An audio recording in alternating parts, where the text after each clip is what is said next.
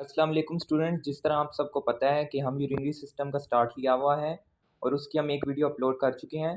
तो उसी वीडियो को हम एक चार्ट की फॉर्म में आज पढ़ेंगे और ये चार्ट हमने फिजियोलॉजी गाइडलाइन के बुक से बनाया है जो कि चैप्टर नंबर 26। तो जिस तरह हम पढ़ चुके हैं अपनी स्लाइड्स की वीडियो में भी कि फंक्शन ऑफ किडनीज, तो अब हम इस चार्ट के थ्रू समझेंगे कि क्या होते हैं फंक्शन ऑफ किडनीज। तो आप ये देख सकते हैं कि जो फर्स्ट फंक्शन ऑफ किडनी है वो है excretion, eliminating most of waste products. अब हमारी क्या-क्या एक्सक्रीशन में क्या-क्या प्रोडक्ट्स होते हैं, उसमें आ जाता है सबसे पहले हमारा यूरिया। और यूरिया हमारा कहाँ से आता है? From metabolism from amino acid. Amino acid क्या होते हैं? वो हम अपने प्रोटीन वाली वीडियोज़ में पढ़ चुके हैं कि amino acid are the building block of proteins. तो जब उसका मेटाबॉलिज्म होगा, तो फिर उससे हमारा यूरिया प्रोड्यूस होगा और वो हम एक्सक्रीट करते हैं कहाँ से? किडनी से। क्रेटिनिन, अब क्रेटिनिन क्या चीज़ है? वो है हमारी मसल में फ्रॉम मसल क्रेटिनिन। वो हमारी मसल से प्रोड्यूस होता है जिसको एक्सक्रीट करना ज़रूरी होता है। आगे आ जाता है हमारा bilirubin, and product of haemoglobin breakdown. तो डियर स्टूडेंट, आपको पता है हेमोग्लोबिन क्या होता है? ये जो कि हमारे ऑक्सीजन कैरी करता है ब्लड में, तो उसको हम हेमोग्लोबिन कहते हैं। जब हेमोग्लोबिन की ब्रेकडाउन होती है तो उसका एंड प्रोडक्ट हमारे पास आ जाता है बिलिरुबिन, उसका भी एक्सक्रीट आउट करना ज़रूरी होता है। और various hormone like toxin, foreign substances, pesticide, drug, food additive, ये सब भी हमारे एक्सक्रीशन का हिस्सा होते हैं। अब इसके बाद जो नेक्स्ट फंक्शन आ जाता है किडनी का, वो है regulation. Water and electrolyte balance. Intake of water and many electrolyte is usually governed by a person eating and drinking habits, requiring the kidney to adjust their excretion rates at much the intake of various substances. तो dear student, हम समझते हैं कि kidney का just एक function होता है excretion, but kidney excretory organ के साथ साथ एक हेमोस्टैटिक ऑर्गन भी है। ये रेगुलेशन करती है वाटर की और इलेक्ट्रोलाइट्स की। हमारी बॉडी में जो हमारा नॉर्मल वाटर और सॉल्ट लेवल और इलेक्ट्रोलाइट लेवल होता है उसको ये मेंटेन करती है।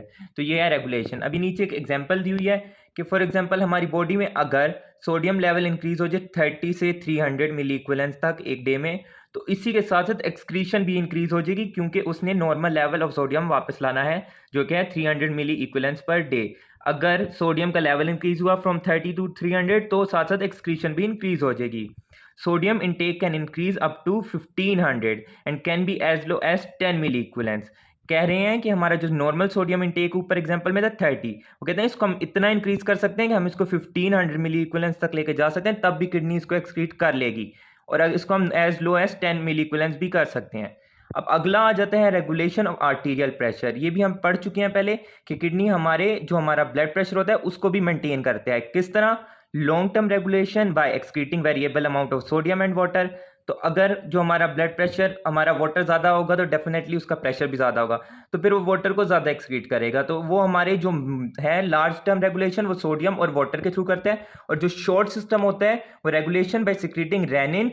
रेनिन एक हमारा by which leads to the formation of angiotensin 2 वेजो एक्टिव प्रोडक्ट। तो डियर स्टूडेंट, ये हमारा रेनिन रिलीज करेगा, वो आगे से जाके एंजियोटेंसिन 1 और एंजियोटेंसिन 2 प्रोड्यूस करेंगे। और एंजियोटेंसिन 2 क्या है? वो वेजो एक्टिव प्रोडक्ट है। मींस ये वेजो डायलेशन करेगा और हमारी आर्टरीज को ऊपर इफेक्ट करेगा, जिससे हमारा रेगुलेट होगा प्रेशर ऑफ ब्लड। इसके बाद आ जाता है रेगुलेशन ऑफ एसिड बेस। तो dear student, acid base control में भी हमारा किडनी काम करती है by eliminating certain type of acids H2SO4 and phosphoric acid, जिसको हम H3PO4 कहते हैं, जो कि हमारे प्रोटीन मेटाबॉलिज्म से बनते हैं। तो अब डेफिनेटली हमारी बॉडी एक प्राइम पीएच पे काम करती है, ऑप्टिमम पीएच पे। तो अगर एसिड बेस हमारे ऊपर नीचे हुए तो उसको भी किडनी कंट्रोल करती है। इसके बाद आ जाता है हमारा इरिथ्रोसाइट प्रोडक्शन। इरिथ्रोसाइट हम कहते हैं रेड ब्लड सेल्स को। तो dear student, kidney secrete erythropoietin which stimulate production of red blood cell by hematopoietic stem cell. तो डियर स्टूडेंट, किडनी का एक नेक्स्ट फंक्शन ये भी है कि वो इरिथ्रोपोइटिन सेक्रीट करता है, वो आगे से जाके स्टिमुलेट करते हैं हेमेटोपोइटिक स्टेम सेल को, और उससे होती है हमारी इरिथ्रोसाइट की प्रोडक्शन। अब डियर स्टूडेंट, क्वेश्चन आ जाता है कि इरिथ्रोपोइटिन कब सेक्रीट करेगा? ये तब करेगा जब हमारी बॉडी को ऑक्सीजन को ज़्यादा नीड होगी। जब फॉर एग्जांपल हमारी बॉडी में कम रेड ब्लड सेल हैं तो तब ये इरिथ्रोपोइटिन सेक्रीट करेगा। या तो अगर हम हाई एल्टीट्यूड पे गए हैं जहाँ पे हमें ऑक्सीजन कम मौजूद है तो ये ज़्यादा करेगा ताकि हमारी बॉडी दोबारा से नॉर्मल लेवल पर आ जाए। तो डियर स्टूडेंट, इसके बाद नेक्स्ट फंक्शन जो आता है वो है विटामिन डी की प्रोडक्शन। तो डियर स्टूडेंट, ये हम पहले भी पढ़ चुके हैं कि kidney produce active form of vitamin D, calcitriol. जो विटामिन डी की एक्टिव फॉर्म होती है उसको हम कहते हैं कैल्सीट्रायोल। और वो जो इसकी प्रोडक्शन होती है उसका जो 3 स्टेप्स हैं उनमें से एक स्टेप होता है हमारी किडनी में, और वो क्या है? By hydroxylating the vitamin at the number 1 position. तो डियर स्टूडेंट, जो हमारा कोल कैल्सिफेरोल होता है स्किन में, वो आगे से 2 स्टेप करता है, एक करता है लिवर में और एक करता है किडनी में। और वो क्या स्टेप होते हैं, वो जस्ट ये होते हैं कि उसकी हाइड्रोक्सिलेशन होनी होती है, एक होती है 1 पोजीशन पे और एक होती है 25 पोजीशन पे। तो जो 1 पोजीशन पे होती है वो होती है हमारी किडनी में, और जो दूसरी होगी वो होगी हमारे लिवर में। तो फिर इससे हमारा एक्टिव हो जाता है विटामिन डी। तो डियर स्टूडेंट, जो लास्ट हमारा फंक्शन है किडनी का वो है ग्लूकोज प्रोडक्शन।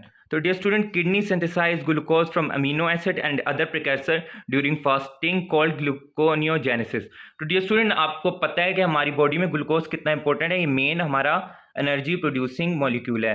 तो डियर स्टूडेंट, जब हमारी बॉडी में ग्लूकोज कम होता है, for example in fasting state, हमने काफ़ी टाइम से कुछ नहीं खाया या तो हमने काफ़ी टाइम से कोई ऐसी डाइट नहीं ली, तो डियर स्टूडेंट जो हमारी बॉडी में अमीनो एसिड होता है जो कि प्रोटीन बनाता है, तो वो एक अल्टरनेटिव पाथ ले लेता है जो कि फिर आगे से हमारी ग्लूकोज प्रोडक्शन स्टार्ट कर देता है।